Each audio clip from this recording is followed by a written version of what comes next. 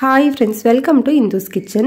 இன்னைக்கு நம்மளோட கிச்சன்ல ரொம்ப டேஸ்டான எண்ணெய் கத்திரிக்காய் குழம்பு எப்படி செய்யறதுன்னு பார்க்கலாம்.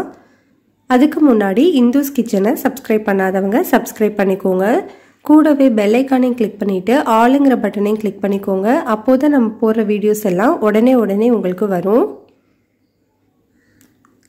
எண்ணெய் கத்திரிக்காய் குழம்பு செய்யறதுக்கு கத்திரிக்காய் வந்து நல்ல பிஞ்சு கத்திரிக்காயா பார்த்து வாங்கிக்கோங்க. அப்போதான் நமக்கு டேஸ்ட் நல்லா இருக்கும். கத்திரிக்காயை நல்லா கழுவிட்டு அதோட அடிப்பகுதியில் பாதி வரைக்கும் எக்ஸ் மாதிரி கட் பண்ணி விட்டுக்கோங்க. அதோட மேல் காம்பை கொஞ்சமாக கட் பண்ணிக்கோங்க, ஃபுல்லாக கட் பண்ணிட வேண்டாம். பாருங்கள், இந்த மாதிரி கட் பண்ணி ரெடியாக எடுத்து வச்சுக்கலாம். இப்போ நம்ம குழம்பு செய்கிறதுக்கு ஒரு கடாயில் 3 டேபிள்ஸ்பூன் அளவு நல்லெண்ணெய் சூடுபடுத்திக்கலாம். எண்ணெய் சூடான உடனே நம்ம கட் பண்ணி வச்சுருக்கிற கத்திரிக்காயை உள்ளே சேர்த்துக்கலாம்.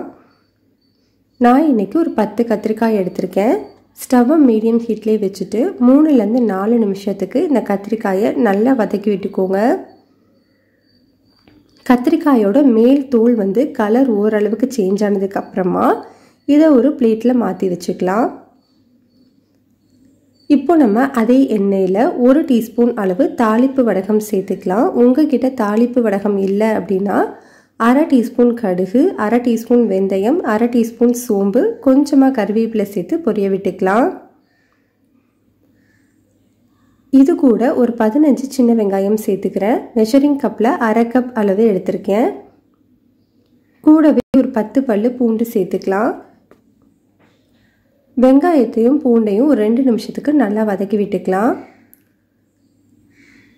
வெங்காயம் கொஞ்சம் கலர் மாறினதுக்கு அப்புறமா 2 மீடியம் சைஸ் தக்காளியை சின்னதாக கட் பண்ணிவிட்டு சேர்த்துக்கலாம். மெஷரிங் கப்பில் 1 கப்புக்கும் கொஞ்சம் குறைவாக எடுத்திருக்கேன். தக்காளி சீக்கிரமாக வதங்கிறதுக்காக குழம்புக்கு தேவையான அளவு உப்பு, 3/4 டீஸ்பூன் அளவு கல்லுப்பு சேர்த்துக்கிறேன். தக்காளி நல்லா மசிகிற வரைக்கும் வதக்கி விட்டுக்கோங்க. இப்போ நமக்கு தக்காளி நல்லா மசிஞ்சு வெந்துருச்சு.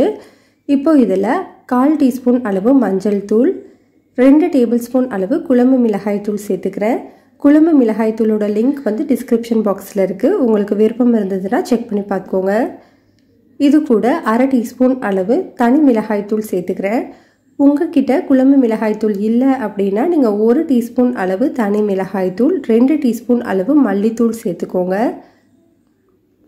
தூளோட பச்சை வாசனை போகிற வரைக்கும் நல்லா வதக்கிக்கலாம். பச்சை வாசனை போனதுக்கு அப்புறமா ஒரு பெரிய எலுமிச்சம்பழ அளவு புளியை 1 கப் அளவு தண்ணியில் 10 நிமிஷம் ஊற வச்சுருக்கேன். அந்த புளி தண்ணியை இப்போ இதில் சேர்த்துக்கலாம். புளி தண்ணி சேர்த்துட்டு கூடவே 1/2 கப் அளவு தண்ணி சேர்த்துக்கிறேன். நல்லா கலந்து விட்டுக்கோங்க. கலந்துட்டு இதை ஒரு 3லேருந்து 4 நிமிஷத்துக்கு நல்லா கொதிக்க வச்சுக்கலாம். குழம்பு நல்லா கொதிக்க ஆரம்பித்த உடனே நம்ம வதக்கி வச்சுருக்க கத்திரிக்காயை உள்ளே சேர்த்துட்டு லைட்டாக இந்த மாதிரி மிக்ஸ் பண்ணி விட்டுக்கோங்க.